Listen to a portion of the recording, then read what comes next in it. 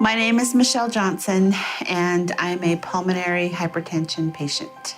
Back in 2011, I had been coughing for like a year, 2008, and 2009, 2010 was approaching, and I was just coughing, coughing, coughing, coughing, coughing. I couldn't stop coughing.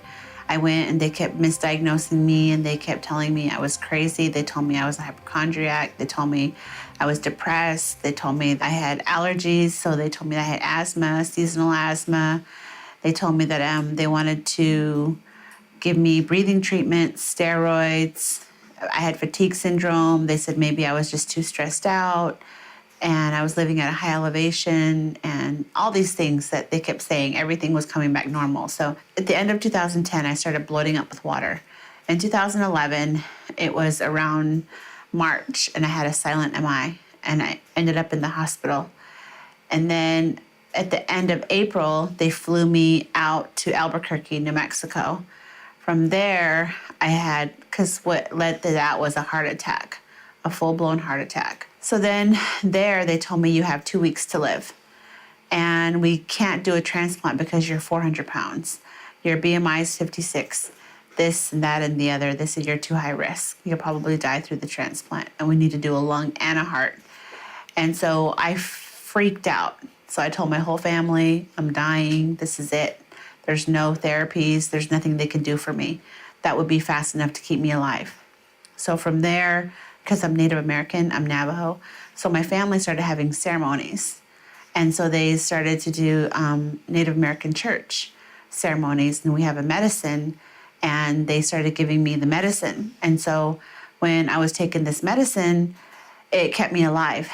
And then from there, I kept getting different people, doctors. Things started happening and changing in my life. And finally, on May 7th, they diagnosed me with pulmonary arterial hypertension idiopathic. To me, I didn't know what that was. They told me there's probably 1,000 of you. This is like 1 out of 1,000,000 people. And they gave me all the statistics. They told me, we don't know anything about this disease at the Heart Hospital of New Mexico. They said, your best bet is just to move to a lower elevation. So I moved my whole life to Batesville, Arizona, where my mom lives, which is 1,200 elevation. So moving there, I started to breathe a little easier, but I was still bloated with water, couldn't breathe. My lips were blue. I ended up in a wheelchair. My legs were so swollen. I couldn't feel my legs. I had leg pain. I had diabetes and pulmonary hypertension, congestive heart failure. All these things just kept crashing. And I was just ended up in the hospital. I kept going to the hospital, and nothing was helping. I tried all these therapies, like probably 9 or 10 different therapies, and none of them were working. And pretty soon it was 2015, and I was rearing into the end of summer, and I just started bloating up with water again. And it was just uncontrollable. So by that time, I had had 2 right heart caths. And so they said, you have severe pulmonary hypertension, your heart's gonna bust because it's really, really dilated. So they were just saying all these things to me, and I got a cardiologist, a pulmonologist. I had a little team of 6 doctors, and all of them had no idea what pulmonary hypertension was. And my reservation where I lived, nobody knew anything about it. I had no idea what to do because I couldn't even talk. I couldn't even laugh. I couldn't even function. I was so depressed, and I didn't know what to do. So I just slept. And I had a daughter, and she would try to, help me. And then so after I was like bedridden for like 5 years, I finally, one day, I couldn't breathe, and I went to my doctor and I told him, I said, I can't do this anymore. I need to do something.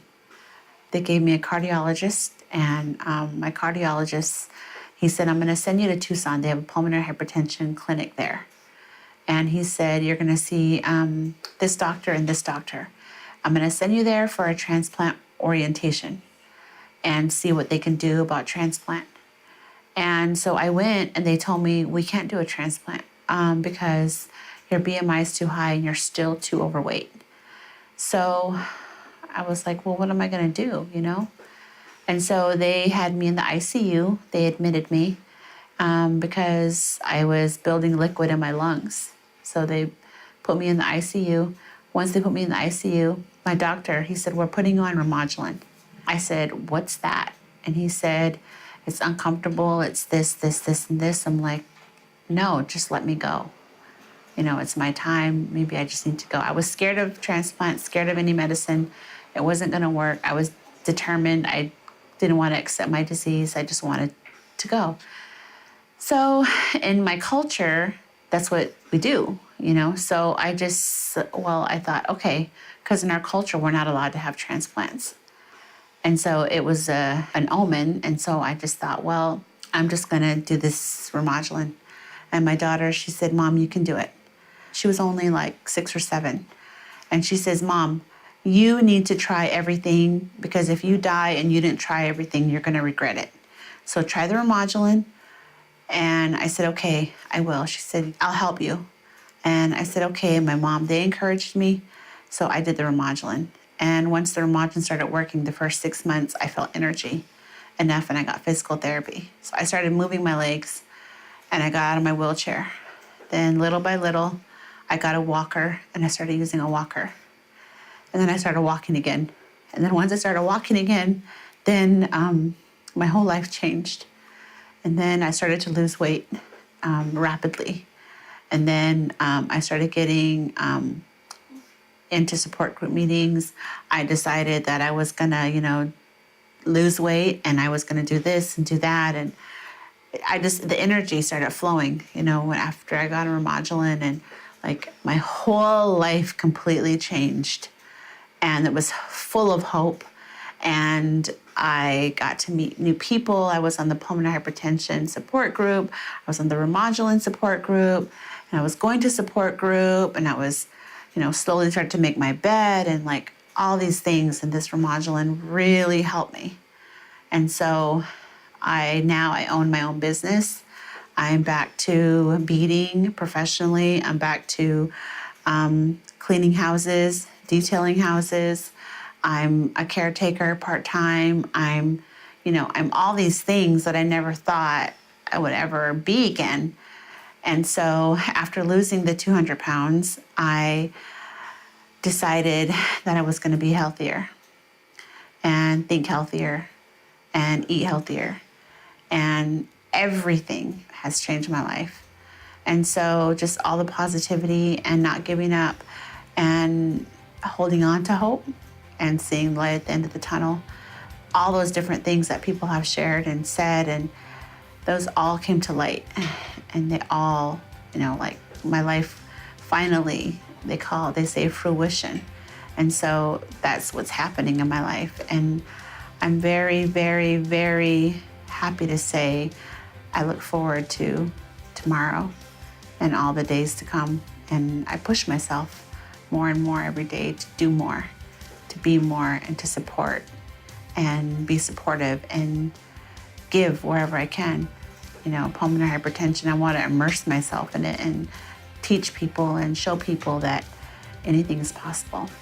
My name is Michelle Johnson. I'm aware that I'm rare.